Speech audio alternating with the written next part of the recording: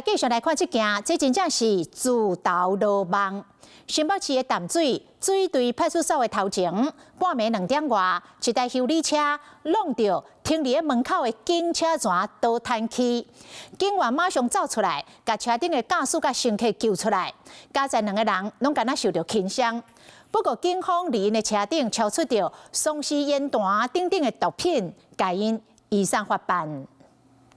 这台车驶对派出所头前过愈驶愈偏，煞来直接弄伫停伫路边警察车，规台车失控转一轮了后，并伫公车瓦站区派出所员警听到声了后，赶紧出来看，协助调离车顶驾驶甲人客出来。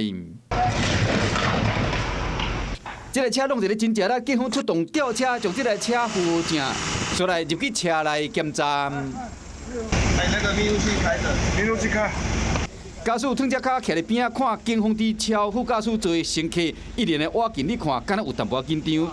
记者直接问驾驶讲，是因为伤忝蛇神才会出车祸？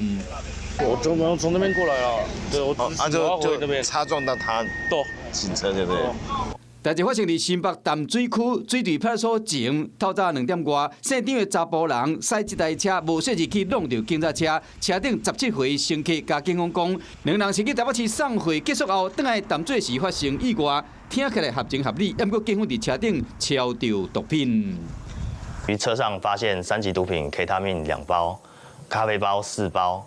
以及含有依托米酯成分的烟弹3颗。现场驾驶承认讲毒品是伊的，对落来源交代未清楚。佮讲这是较早留落来，警方将伊依照违反毒品危害防治条例危险驾驶移送，嘛要对伊验就确定讲敢有食毒品了后驶车。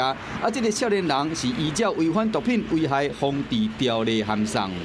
Hello， 我是林仙怡。想要抢先掌握最及时的新闻资讯吗？赶快订阅、按赞、开启小铃铛，锁定华视新闻 YouTube 频道。